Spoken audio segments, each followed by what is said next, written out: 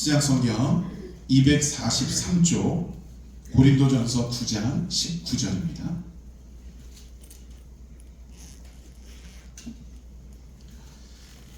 자, 우리 한 목소리로 함께 봉독하겠습니다. 내가 모든 사람에게서 자유로우나 스스로 모든 사람에게 종이 된 것은 더 많은 사람을 얻고자 함이라. 아멘. 할렐루야.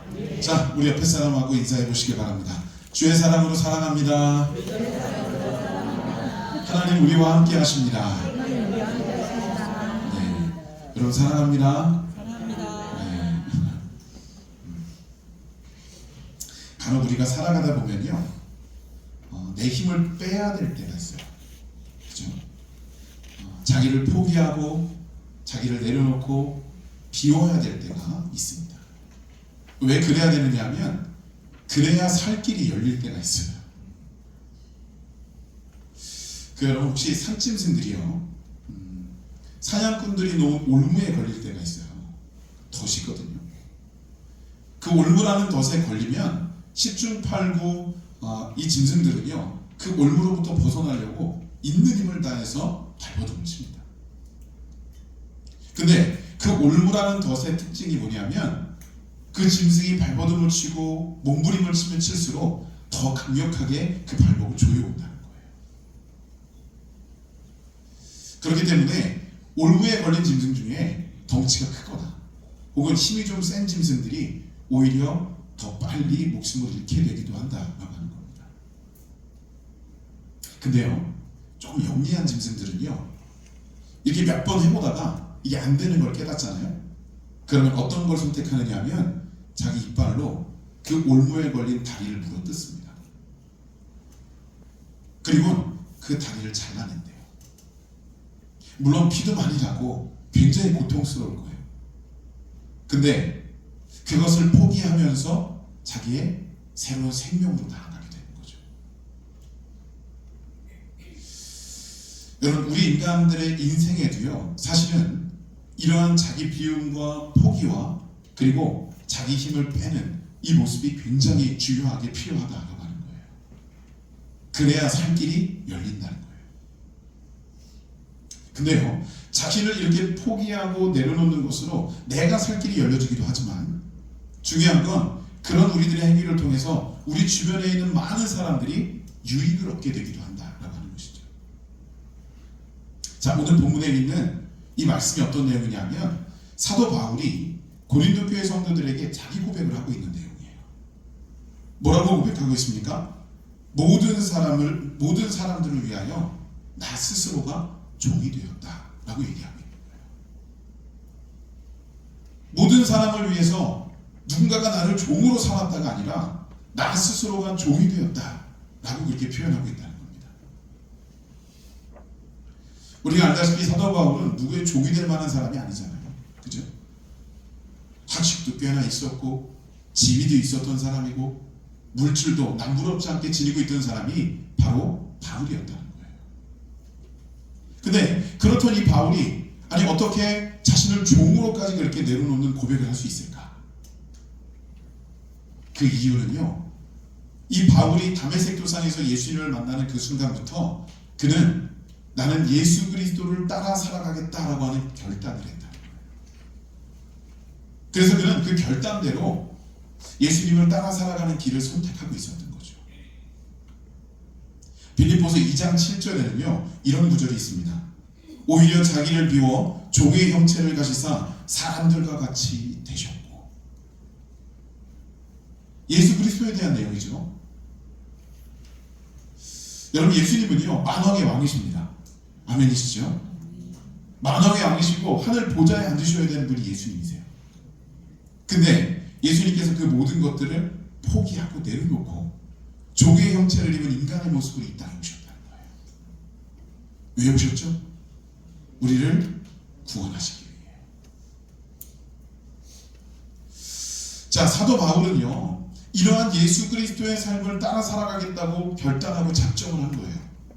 그렇기 때문에 이 바울도 자신 또한 예수님처럼 종의 길을 걷겠다라고 분명하게 고백하고 있는 것이고, 또한 예수님께서 구원을 위해 이 땅에 오셨기 때문에 이 바울은요 자신에게 주어져 있던 이 모든 자유를 포기하면서까지라도 자기가 종되는 그 상황을 만들면서까지라도 복음을 위해서 매진하겠다라는 가치를 가지고 드러내고 있다는 거예요.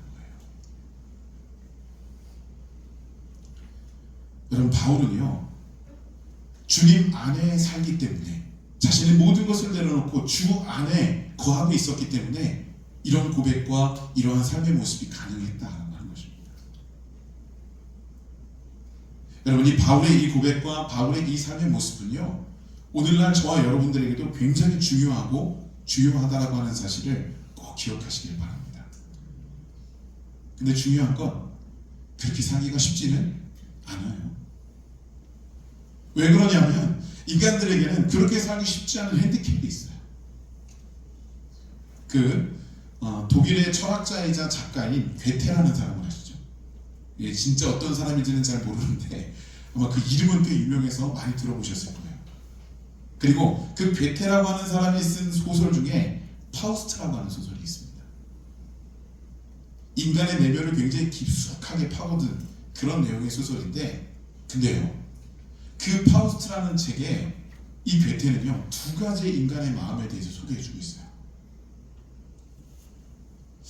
한쪽은요, 인간이 무한한 욕심이 많아서 그 욕심 때문에 내가 이 땅에 있는 모든 것을 갖고자 하는 마음이 있다는 거예요. 우리와 똑같죠? 또 한편으로는 그 욕심을 극복하고 하나님께서 우리에게 주시는 그 거룩한 삶, 그 영적인 삶을 살겠다고 다짐하는 마음이 또한 존재한다는 거죠. 근데 이게요, 이런 마음을 가진 사람들이 여기 이만큼 있고 또 이런 마음을 가진 사람이 여기 또 이만큼 있고 이렇게 완전히 분리된 것이 아니라 이 두 가지 마음이 내 안에 공존한다라고 이야기하고 있다는 거예요. 그래서요, 우리는 그리스도인이고 신앙인으로 분명히 이 자리에 구별되어 있지만, 그러나 여전히 나는 죄인입니다, 여전히 내 안에 죄성이 있습니다라는 고백을 할 수밖에 없다라고 하는 거예요. 여러분, 우리의 이러한 연약함을 하나님께서는 다 알고 계세요. 그래서 예레미야서 9장 23절에는요, 하나님께서 정말 사랑하는 당신의 백성들에게 이 예레미야 선지자를 통해서 어떠한 경고와 또 어떠한 교훈의 메시지를 주시느냐 하면 이렇게 말씀하고 계세요. 너희 지혜로운 자들은 지혜를 자랑하지 말고, 용사들은 그 용맹함, 그 힘을 자랑하지 말고, 부유한 자들은 너희의 부함을 자랑하지 말라는 거예요. 아니, 주셔놓고는 분명히 하나님께서 부여하신 것일 텐데 누리라고 주셔놓고는 왜 그거 자랑하지 말라고 하실까요? 여러분, 거기 그만한 이유가 있죠. 하나님은 우리를 너무너무나도 잘 알고 계시는 거예요. 우리에게 누리라고 주셨지만, 또 마음껏 누릴 수 있지만, 그러나 누린 것을 내 것이라고 생각하고 자랑하기 시작하면요, 그때 우리 안에 교만이라는 것이 생기게 된다는 거예요. 교만은 하나님이 너무나도 싫어하시는 거라고 제가 여러 차례 말씀을 드렸어요. 그건 사단 마귀의 영역이에요. 사단 마귀가 자신의 습성을 인간을 통해서 드러내고자 하는 것이 바로 이 교만이라는 거예요. 그래서 그 교만이 우리 안에 자리 잡으면요, 우리는 하나님과의 관계가 온전해질 수가 없다는 거예요. 하나님과 우리와의 관계가 그 교만으로 인해서 쉽게 깨진다는 거예요. 여러분, 혹시 컴퓨터를 주로 쓰시는 분들 있잖아요. 그러면 컴퓨터 잘 사용하다가 아마 이런 걸 경험하신 적이 있을 거예요. 갑자기 어느 날 이 컴퓨터가 먹통이 되는 거예요. 아무것도 할 수가 없어요. 어떤 때는 켜지지조차 않아요. 왜 이런 일이 벌어지느냐? 물론 여러 가지 원인이 있겠지만 그 가운데 가장 빈근한 것이 뭐냐면 악성 바이러스에 감염이 되면 그럼 컴퓨터가 이렇게 먹통이 되고 아무 기능을 할 수가 없다는 거예요. 컴퓨터의 본체는 그대로 있어요. 모니터도, 키보드도, 마우스도 다 그대로 있어요. 근데 컴퓨터의 기능을 못하는 거예요. 여러분, 우리의 신앙 속에도요, 이 악성 바이러스가 있어요. 그게 바로 교만이에요. 여러분, 이 교만이라는 것이 우리 안에 자리를 잡잖아요. 그러면 우리 겉모습은 성도예요. 겉모습은 그리스도인이고 겉모습은 교회예요. 근데 그 하드웨어가 온전한다 할지라도 우리의 영적인 소프트웨어가 고장이 나면 우리 안에 성도로서 교회로서의 기능을 제대로 못하게 된다. 여러분, 우리는 지금 어떤 상태일까요? 온전할까요? 완벽한 상태로 잘 구성되고 있습니까? 내가 성도로서 하나님 앞에, 교회로서 우리가 하나님 앞에 온전히 잘 나아가고 있을까요? 이 대목에서 여러분들이 크게 한번 아멘 해주셔야 되는데 이게 잘 나오질 않죠. 그죠? 여러분, 그렇다고 우리 영등포교회가 그 경지에 다다르지 못했고 그 삶을 살지 못하고 있고 교회답지 못하고 절대 그렇지 않아요. 그런데도 여러분들이 쉽게 아멘을 못하는 이유는, 여러분, 저는 이렇게 파악합니다. 우리 성도들이 너무 겸손하셨어요. 여러분, 우리는 그 겸손으로 나아가야 돼요. 교만을 내려놓고 겸손한 삶으로 나아갈 때 우리 인생은 하나님 앞에 합당해질 수 있다고 하는 것입니다. 끊임없는 분투. 쉽지 않지만, 그러나 내가 내 안에 있는 교만을 내려놓고 하나님의 뜻대로 살아가고자 하는, 주님만을 자랑하고자 하는 우리의 모습이 온전히 이루어질 때 하나님은 우리로 인하여 영광 받으시고 기뻐하시게 된다고 하는 것입니다. 제가 좀 머리가 아프거나 좀 산란할 때 그냥 부담 없이 읽는 책이 한 권 있어요. 뭐 머리가 산란하면 뭐 책을 읽어서 푸나 이 생각을 하실지 모르겠는데, 제가 책을 그렇게 많이 읽진 않지만 그 책이 어떤 거냐면 여러 가지 예화들과 또 여러 가지 재미난 이야기들이 좀 섞여 있는, 좀 옴니버스처럼 이렇게 구성되어져 있는 그런 책입니다.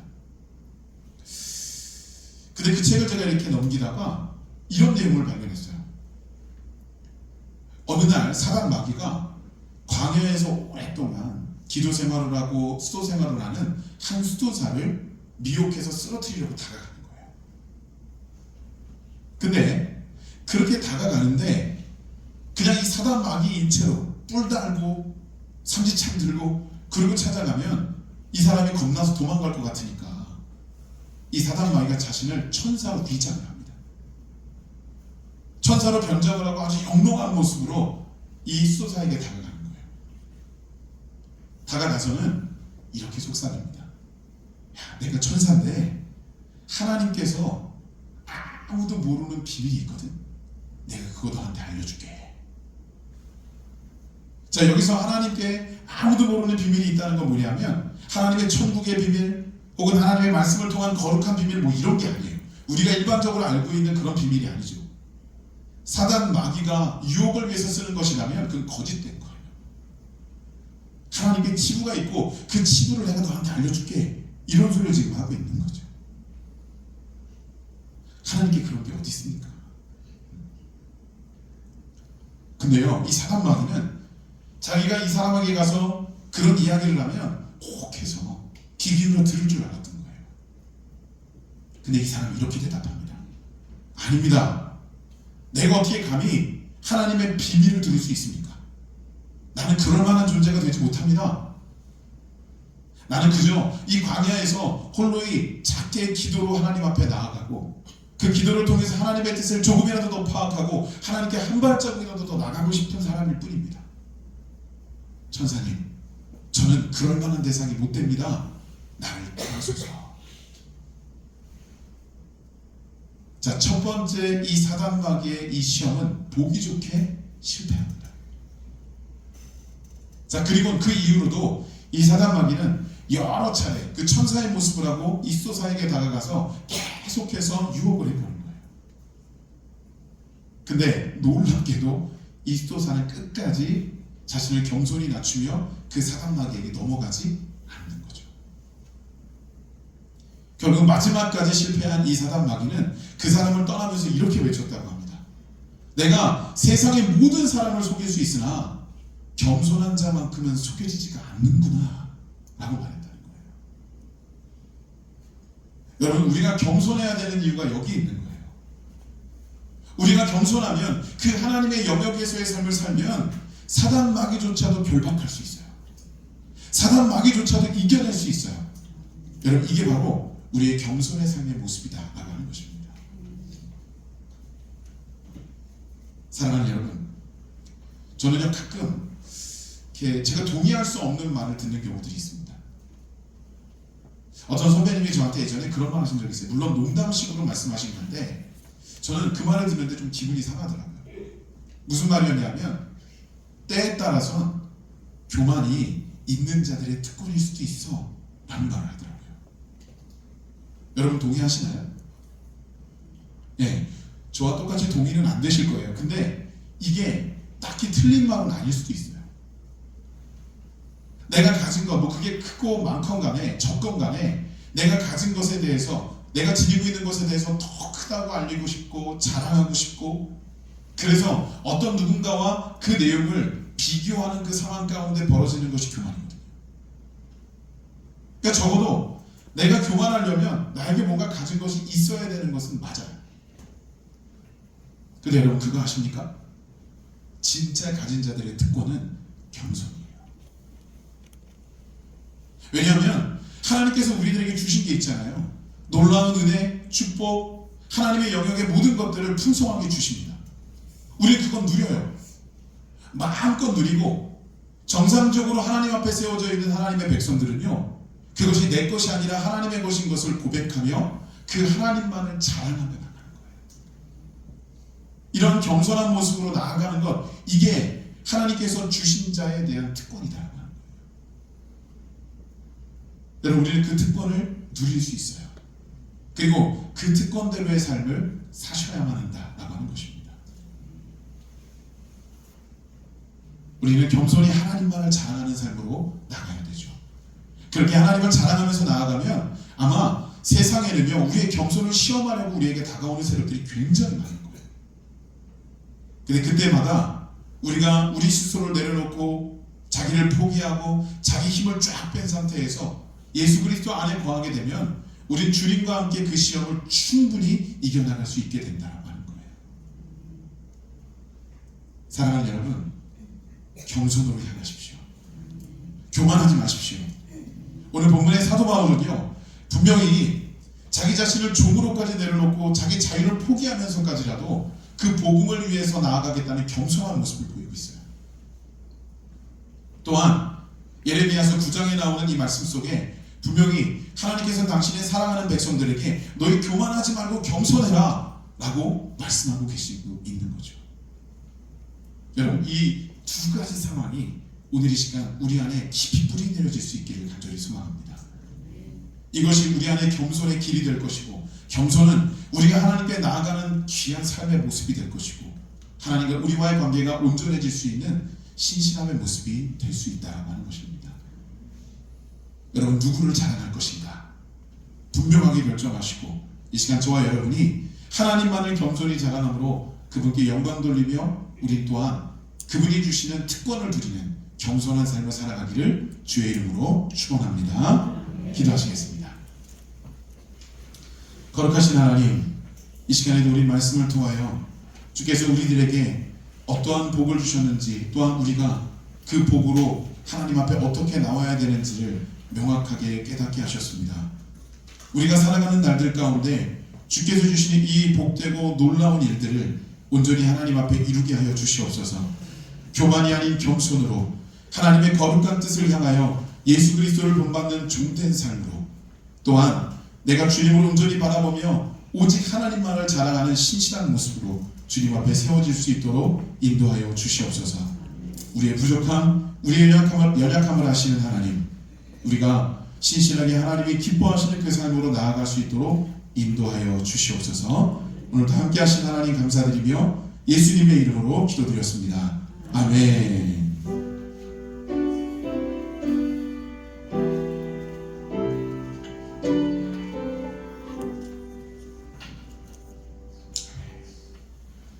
우리 다 같이 주품의 찬양 드리시면서 하나님 앞에 오늘 말씀을 기억하며 함께 기도